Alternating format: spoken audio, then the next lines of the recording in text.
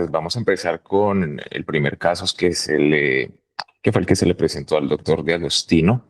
El doctor de Agostino lo bautizó como un linfocele rebelde con causa. Se trata de un paciente de 75 años quien ingresó a nuestro servicio de urgencias por sepsis, por síntomas de sepsis, y como antecedente relevante, pues hace una semana se le había realizado una prostatectomía con linfadenectomía por vía laparoscópica. Entre los exámenes que se le realizaron en búsqueda del foco infeccioso, se le realizó una ecoabdominal donde se encontró esa primera, esta es la vejiga, esto es en el hipogastro, esta es la vejiga, y en el espacio paravesical del lado derecho se encontró una colección, en el espacio prevesical otra que tenía comunicación con otra paravesical del lado izquierdo. Se diagnosticaron como linfoceles y en el día siguiente se les hizo punción y drenaje guiado por ecografía de estas colecciones. A los 2 días, este paciente se le hace otra ecografía y nos encontramos con que había vuelto a formar estas dos colecciones o estas tres colecciones paravesicales. Ese mismo día, después de hacer el diagnóstico por ecografía, se llevó a la sala de tomografía y bajo guía ecográfica y tomográfica se realizó de nuevo punción y se dejaron catéteres dentro de estas colecciones paravesicales, una a cada lado. Dentro de los estudios que se le realizaron a este paciente, también se le realizó una resonancia de pelvis, ya con los catéteres puestos, en búsqueda pues, de otro tipo de complicación, de un absceso de pronto un poco más profundo, que no se estuviera viendo o no se estuviera logrando drenar con estos catéteres. Simplemente se encontró estas dos colecciones con mucho tejido inflamatorio alrededor. Debido al alto débito de estas colecciones, la del lado derecho era de aproximadamente 500 en 24 horas y la del lado izquierdo de alrededor de 800 en 24 horas. Se programó para hacerle una linfangiografía y embolización. Aquí tenemos las imágenes del procedimiento en el cual se realizó la punción de los ganglios linfáticos en la región inguinal y se busca con la inyección de lipiodol buscar ese conducto linfático que se dirige hacia las grapas metálicas de la cirugía y en búsqueda de la fuga. Aquí vemos cómo hay una fuga en el lado derecho y una fuga en el lado izquierdo que contacta muy bien los catéteres de drenaje. Aquí traje un video de un acompañante, como les mencionaba el doctor Toro. Para esos días tuvimos varios, varios pacientes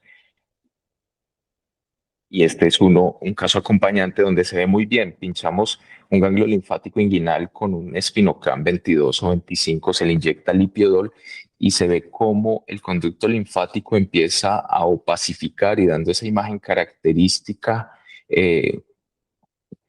como en Rosario, va buscando un trayecto superior y se dirige hacia el sitio de la, de la fuga. Aquí se ve cómo se deposita en el sitio de la colección. Eh, este es un gran ejemplo de lo que se ve cuando se realiza la punción del ganglio linfático inguinal y cómo muestra claramente la fuga del lipiodol. A estos pacientes se les realizó entonces embolización de este conducto con histoacrillipiodol en una relación 1:8. Días después se le realizó una ecografía a este paciente y ya no se veía colecciones paravesicales, por eso se decidió retirar los catéteres. Pero más adelante, por sintomatología, se le volvió a hacer una tomografía y nos encontramos con que había vuelto a generar el linfocele paravesical del lado derecho. Aquí está la tomografía y aquí está la imagen de ecografía que nos muestra también muy bien esa colección que está desplazando la vejiga.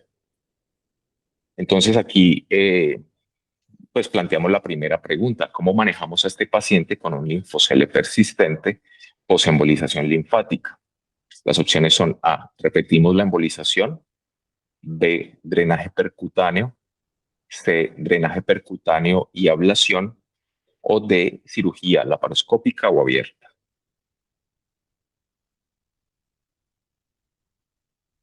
Lo que hicimos nosotros fue volver a llevar a drenaje percutáneo y se hizo ablación con alcohol. Se drenó toda la cantidad de linfa que estaba ahí coleccionada.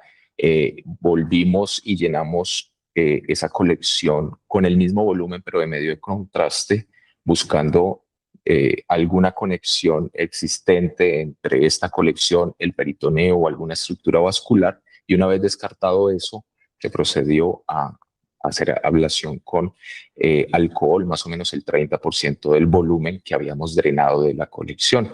Se deja al paciente con este líquido ahí dentro aproximadamente 30 minutos y vamos haciendo rotaciones. Se pone primero el paciente de un lado, luego del otro, y si la situación lo permite, pues se puede poner incluso boca abajo, luego se aspira y se retira este alcohol.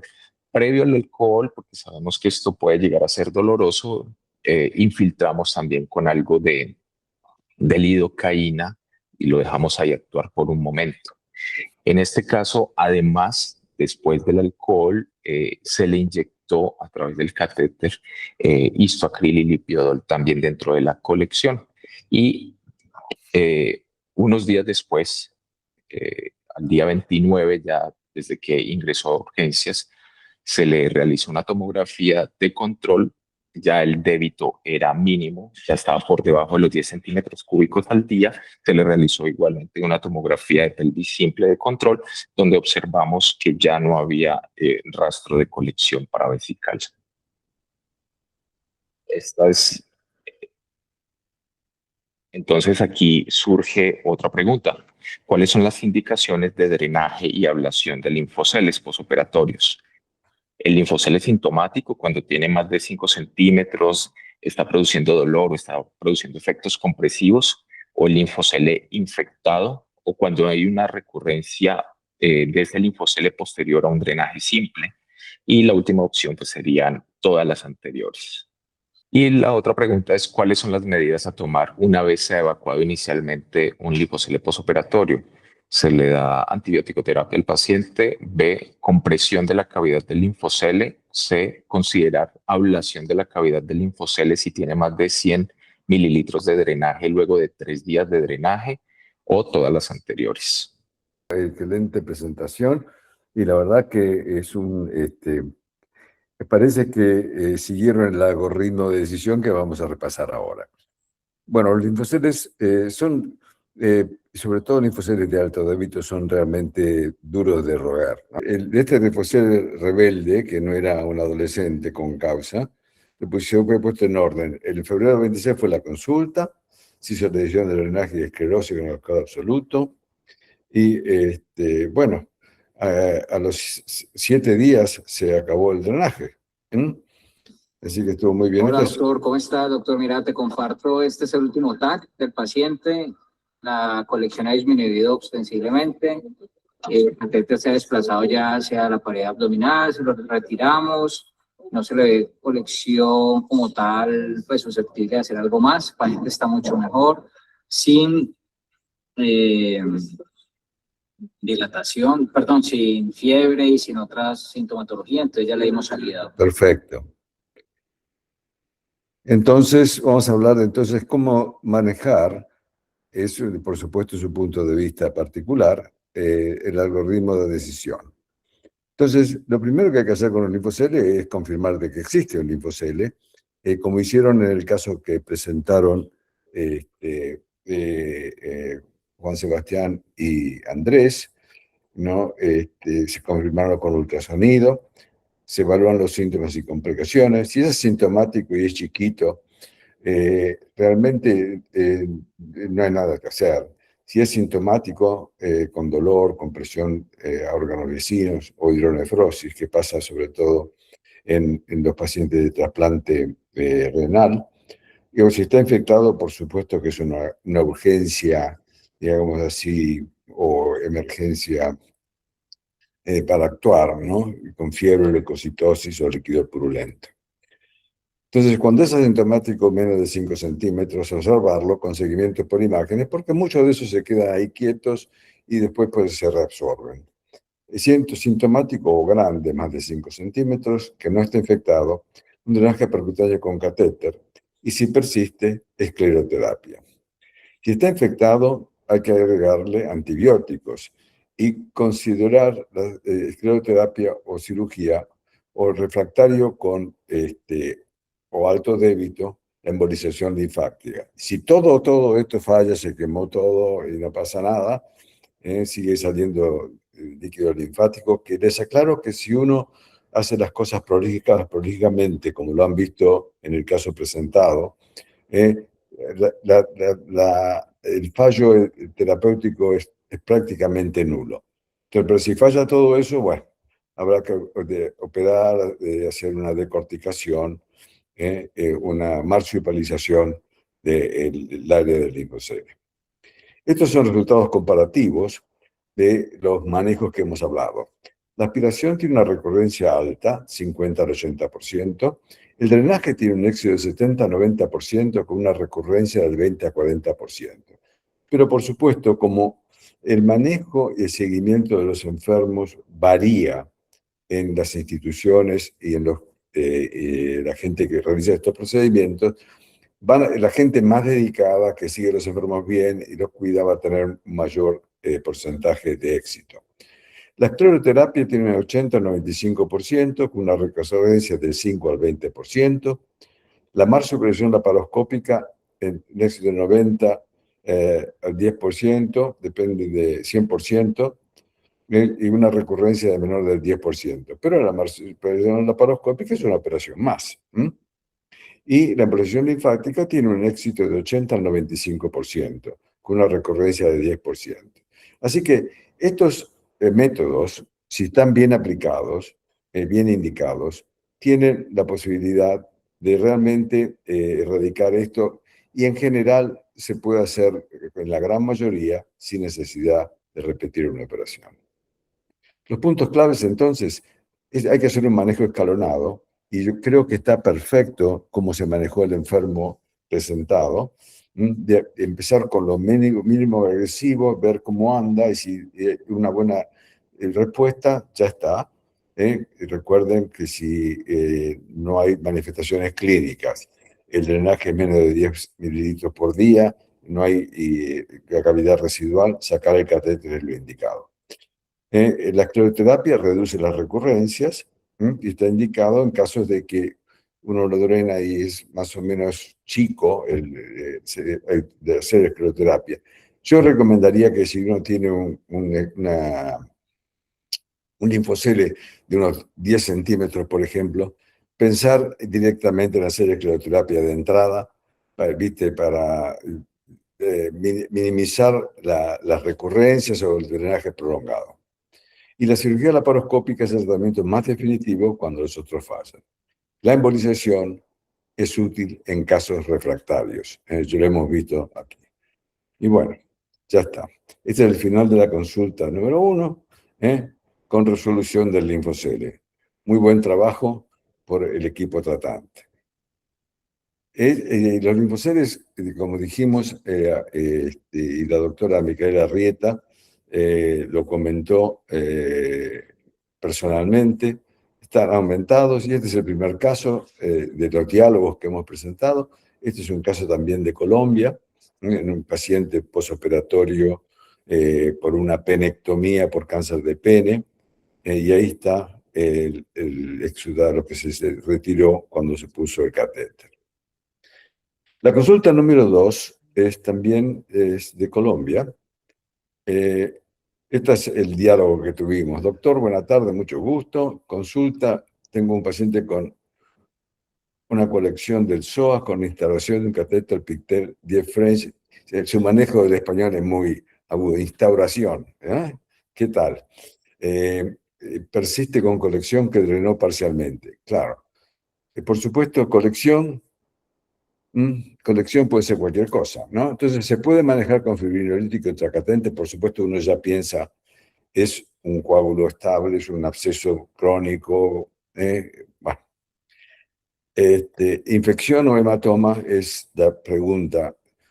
Mi respuesta fue un poco larga, pero dice: hola Gabriel, no se llamaba Gabriel, le he cambiado el nombre. Gabriel, porque Gabriel García Márquez es uno de mis amores literarios, por favor llámame. Las colecciones del psoas pueden ser abscesos, son las más frecuentes. Generalmente se originan en procesos de la vecindad. Los unilaterales a la derecha son producidos por apendicitis perforada, enfermedad de Crohn o cáncer de colon derecho perforado. Los del psoas izquierdo por diverticulitis, enfermedad de Crohn o cáncer de colon perforado. Si son bilaterales, se deben generalmente a infecciones del esqueleto axial, disquitis, enfermedad de Potts o tuberculosis discal. En la mujer, el cáncer de cuello uterino puede dar adenopatías que se necrosan e infectan, pudiendo invadir los psoas uni o bilateralmente. Alternativamente, pacientes con anticoagulantes pueden hacer hematomas espontáneos del psoas. Si puedes hablarme, podré darte una mejor recomendación. Entonces, espero tu llamado. Gracias. Telefoné al colega y me informó que la colección era un hematoma espontáneo del psoas. Lo invité a presentar el caso en encuentros, prefirió lo presente yo porque dice que soy más joven. Y le pedí imágenes. Su respuesta, miren, desgraciadamente, dice, tengo mil penas contigo porque no tengo imágenes. Hubo un cambio de sistemas en la clínica y no aparecen las imágenes. Este es un drama cuando eso pasa y no tienen un archivo en la nube, que se pierde mucho de los datos de los pacientes. Entonces, este es un caso ejemplo, que es un ejemplo ficticio, elaborado con fines educativos solamente. Es un hombre de 72 años, obeso, con una ECOG de grado 1, es que está muy funcional, medicado con clopidogel o Plavix, 75 miligramos por día, que es la dosis habitual, por fibrilación auricular. Los síntomas, un dolor severo en fosa lumbar izquierda, dolor en muslo izquierdo con flexión de la cadera. El laboratorio, un hematocrito discretamente disminuido, 39%, y una leucocitosis, que eso es común en los hematomas, aunque no estén infectados. Entonces, ¿cómo se estudia este paciente? Y aquí, Ana María, pone en acción tu sistema. ¿Ves? Radiografía de abdomen, tomografía de abdomen sin contraste endovenoso, tomografía del abdomen con contraste endovenoso, resonancia magnética del abdomen.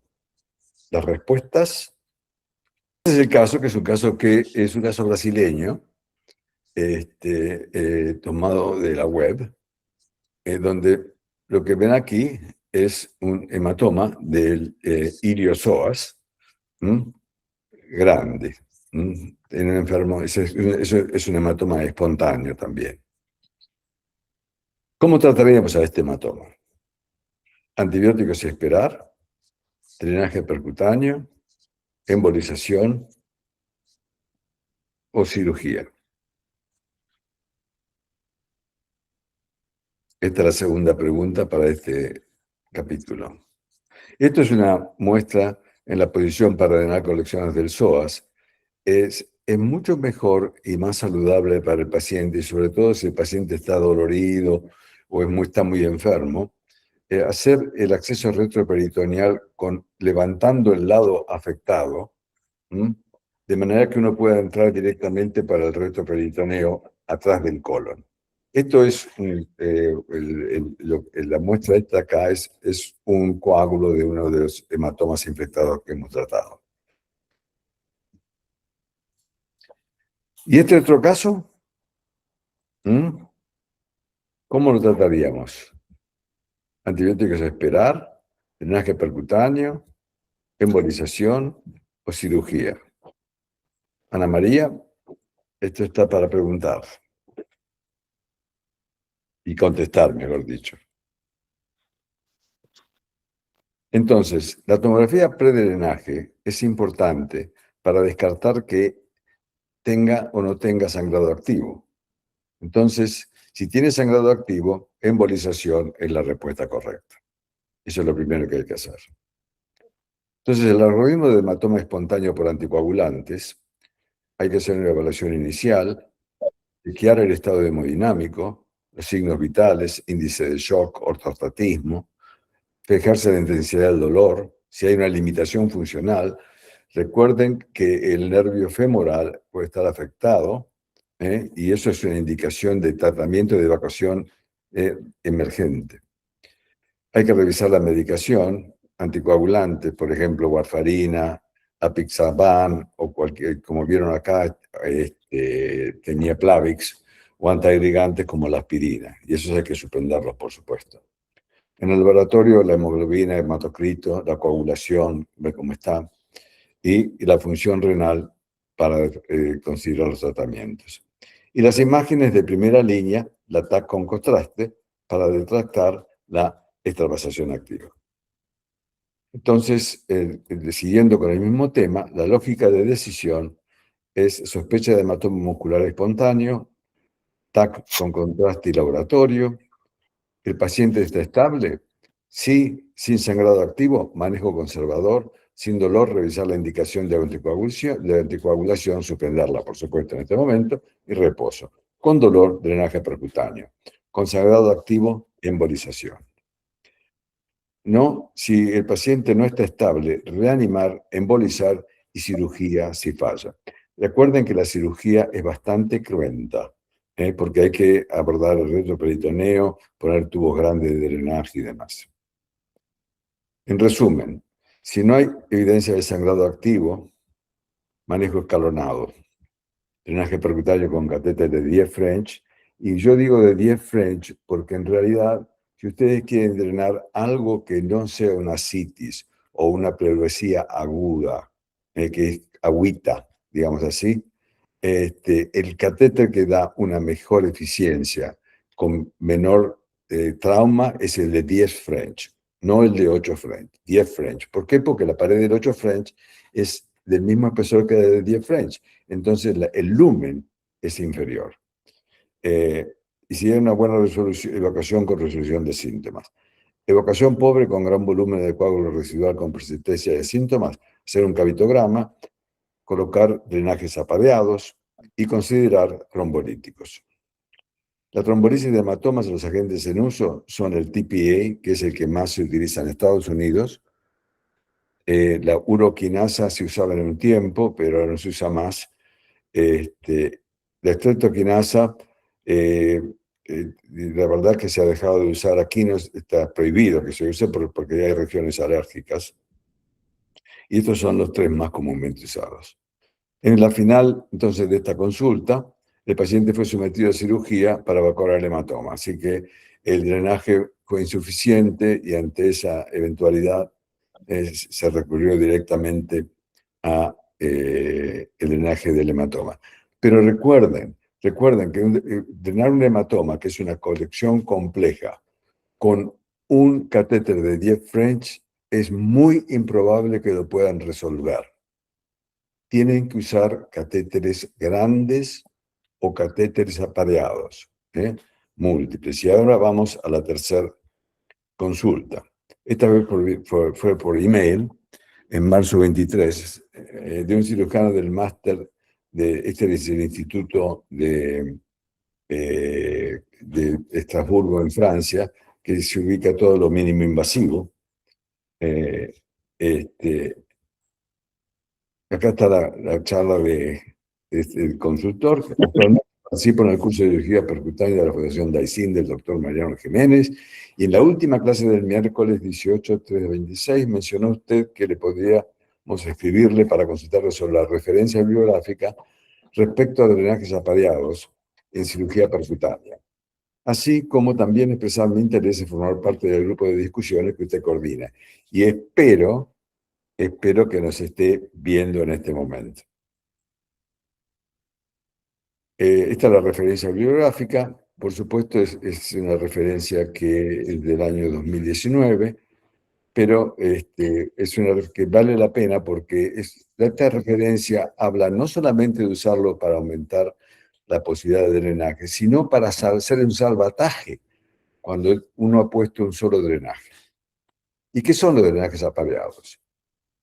Acá va la pregunta para contestar, Ana María, así que prepárate. Un catéter especial con 2 canales de drenaje de 2 colecciones, colocando un catéter en cada colección, colocación de 2 catéteres en la misma colección, o una marca comercial de catéteres.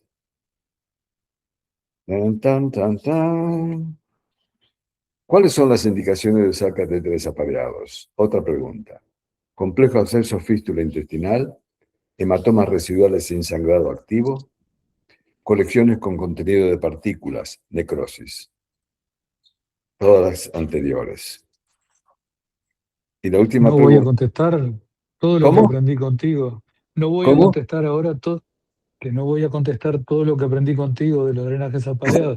Si no, no Pero tiene no, pues si gracia. vos has agregado mucho más cosas. Entonces, ¿cuál es el No, concepto de usar catéteres apareados?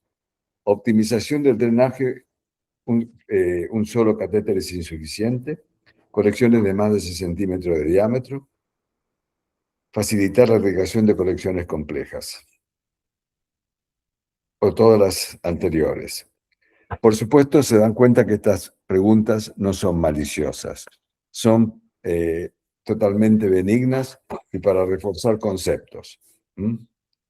Es decir, nosotros, esto es una cosa original de nuestra escuela, que realmente tiene unos resultados muy, muy buenos. Y la verdad que operar a un enfermo con una colección abdominal o torácica, si hay un buen equipo de gente que sepa colocar los catéteres y seguir a los enfermos, el índice de operación por fallo del drenaje tiene que ser muy mínimo. Bueno, los drenajes que no drenan las causas son mala posición del catéter, el catéter no adecuado para evacuar el contenido de la colección. Aquí ven ustedes, por ejemplo, este paciente con la pancreatitis alcohólica derivado por sepsis. Aquí ven el catéter perfectamente puesto. Pero lo refirieron de la clínica médica. Pero fíjense, acá hemos puesto catéteres apareados. Esto es triapareado, tienen dos de 20 French y uno de 10 French en esta. Y bueno, y este enfermo anduvo muy bien y le evacuamos completamente a la colección. Fíjense ustedes, colecciones grandes requieren catéteres grandes. Miren esa necrosis, ahí ven ustedes también, 2 catéteres de 20 y 2 de 10 para hacer una buena irrigación. Este es el seguimiento cuando todavía tienen los catéteres, cómo se ha evacuado el espacio renal, pararrenal anterior izquierdo, y esto es el seguimiento a los 3 meses. Desafortunadamente, este paciente terminó diabético. Ustedes fíjense, cuando ustedes tienen un drenaje de un contenido tan viscoso y han puesto un catéter grande, este orificio se puede utilizar para videoendoscopía percutánea y necrosectomía. Entonces, los catéteres apareados es una optimización del drenaje, es una técnica avanzada de drenaje consistente en insertar más de un catéter en la misma colección a través del mismo agujero de la piel o agujeros separados. Usado para colecciones grandes, más de 6 centímetros de diámetro, o colecciones complejas con líquido y partículas, facilite la irrigación de la cavidad de la colección para remover y evacuar su contenido completamente. Aquí ven uno de los casos de una de las formas de hacerlo. Con ultrasonido hemos abordado este absceso. Hemos puesto una vaina sobre la guía, una vaina vascular, y ahí ponemos 2 guías, 2 alambres, y a través de esos 2 alambres hemos puesto 2 catéteres. Este es un catéter de Gordon, que yo los dejé usar porque se salen, tienen una capa hidrofílica que realmente es muy difícil de hacerlo que no se salgan, aunque uno le ponga una buena sutura. Y aquí está terminado, tenemos un catéter de 20 y un catéter de 10 French para hacer la irrigación. Y aquí ven ustedes la imagen radiográfica. Los catéteres apareados pueden hacerse a través de un agujero único. Sin embargo, los agujeros únicos hay diqueado entre los 2 catéteres, pero bueno, eso se puede controlar. Y si no, con 2 agujeros, cuando está la oportunidad de hacerlos, es mejor porque se hace, no hay salida, no hay diqueado de los orificios de la piel.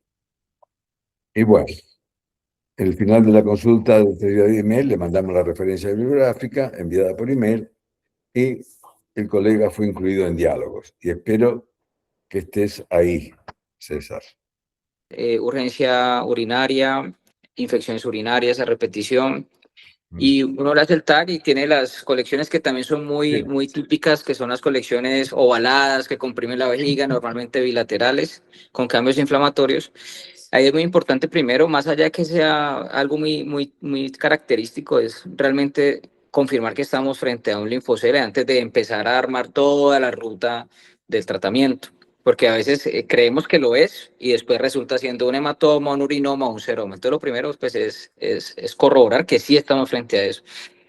Y en ese momento ese paciente estaba desesperado, me acuerdo mucho de ese primer caso, y yo me puse a revisar la literatura y estaba, pues, claramente, digamos, el drenaje con catéter, después de la escleroterapia, y venía lo de la embolización eh, directamente en los ganglios, y me puse a mirar, y digamos que encontré una pequeña ventaja de la embolización frente al otro para ese paciente.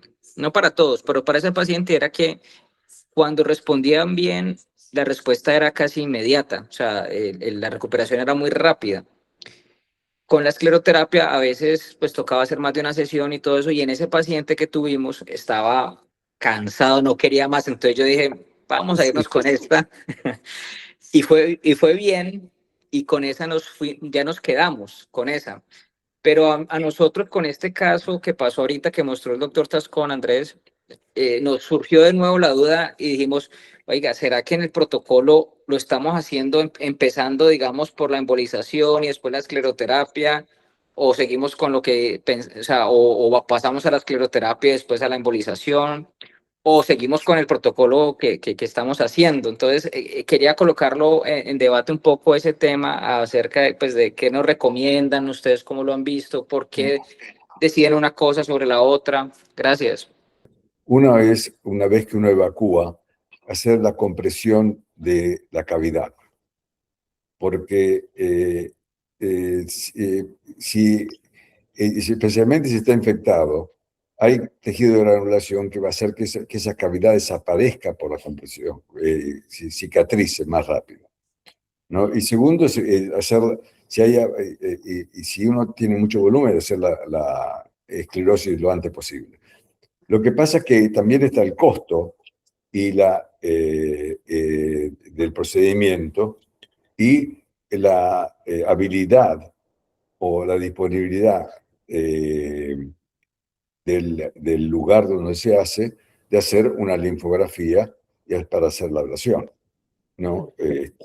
Porque es decir, para un drenaje simple no es necesario una gran infraestructura, pero para hacer una linfografía se necesita un diferente equipo de rayos y demás cosas, ¿no? Me gustaría comentarios. Francisco, Pancho o Marcelo.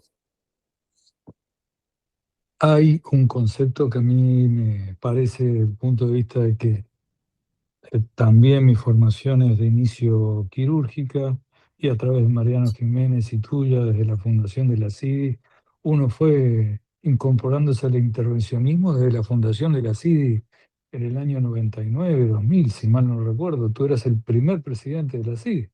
Y son varias cosas. El drenaje en tándem es un aporte fundamental para la pancreatitis y una cantidad de abscesos complejos. Eso lo aprendí contigo y lo sigo repitiendo. Y una cosa en los linfoceles que uno ve actualmente, que el doctor mostró muy bien, que empezó con urología y con otras cirugías pélvicas, es el tipo de sellantes que usamos en cuanto al sellado de los tejidos. Uno no solo usa los clips, pero no es como la cirugía abierta que uno ligaba todo, y en la ligadura vascular incluye los linfáticos. En cambio, dependiendo de si uno usa el ligayur, el armónico, lo que sea, los clips y solo las ligaduras vasculares dejan libres los linfáticos. Entonces, de alguna manera uno está predisponiendo o generando el ámbito favorable a una linforragia. En ese sentido, los cirujanos deberíamos tener más cuidado en eso para no generar este tipo de pacientes. Y por eso es muy importante el aporte que han hecho los colegas y los felicito por la presentación y por la experiencia. Realmente uno aprende, se va aprendiendo. Bueno, yo comparto absolutamente lo que dice Francisco, que en primer lugar habría que tomar todas las medidas del equipo quirúrgico para no generar linfocele, para que disminuya la cantidad de presentación. Yo trabajo en un hospital donde se hace una vez una práctica corriente el trasplante renal y al haber una casuística tan alta, bueno, los linfoceles se presentan en un número importante y como se decía recién, a veces nos cuesta hacer el diagnóstico diferencial entre si se trata de un urinoma o si se trata de un linfocele. Hacemos la punción aspiración, mandamos el examen a físico-químico. Una vez que tenemos la respuesta, bueno, si se trata de un linfocele, lo tratamos con agentes esclerosantes y a decir verdad, con esa medida es más que suficiente. No hemos tenido que recurrir aún a otro tipo de terapia, pero creo mm, que el equipo quirúrgico, si toma las medidas adecuadas, disminuiría mucho el número de linfocitos, que cuando se presentan como en el caso de recién, la verdad que es un problema de resolución compleja, ¿no? Yo creo que uno también tiene la experiencia en base a qué hospital está o a qué sanatorio, clínica y qué casuística tiene de un tipo de cirugía u otra. En mi caso es trasplante renal, otro tendrá más experiencia en los linfoceles por cirugía oncológica pelviana, etcétera. Pero bueno, eso es lo que quería aportar. Gracias Marcelo. Y bueno, ni hablar de los grandes, de los tubos de gran diámetro. Como dice Horacio, si vamos a drenar una colección compleja con un catéter de 8, no lo hagamos porque vamos a gastar plata, que en Argentina los catéteres son caros, esfuerzo, vamos a generar expectativa y no lo vamos a resolver. Y también, como dice Francisco, he aprendido de él el uso de los catéteres de gran diámetro y los catéteres apareados, que en general, como alguna vez me dijo que liquean, y tiene razón, si la colección técnicamente es fácilmente abordable, lo abordamos por accesos distintos, para que sea para evitar el liqueado, ¿no? A veces no se puede, pero bueno, si la colección nos permite, preferimos 2 ingresos distintos. Se me permite, es cuando tenés un hematoma con sangrado activo. Una sugerencia, aparte del ATAC que tú bien indicaste, es la angiotomografía. Y en ese sentido tenemos se puede ver el lugar eventualmente de donde se liquida y ahí ya hacer la embolización. No sé si tú estás de acuerdo. Yo creo que la angiotomografía es mucho más selectiva para mostrar el leucito de sangrado. Pero una vez que uno tiene digamos, una extravasación, al entrar a hacer el estudio angiográfico, ahí va a hacer una ortografía y demás. Pero con respecto a la sensibilidad para demostrar el vaso sangrante, por supuesto, hoy por hoy la angiotac es mucho más definitiva en cuanto a decir, bueno, es este vaso, lo tenemos que entrar así y allá.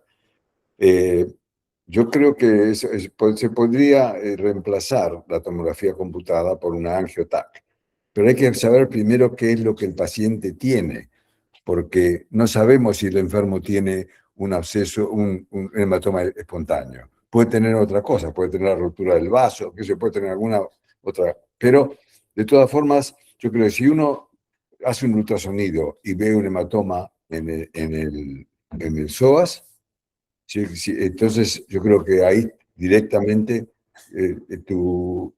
Pancho, tu comentario es capital, es lo mejor. Agradecerles de nuevo por el espacio y por la compañía, por el acompañamiento en este caso. Hemos tenido buen resultado con la embolización directa en cuanto a la rapidez, lo que les comentaba.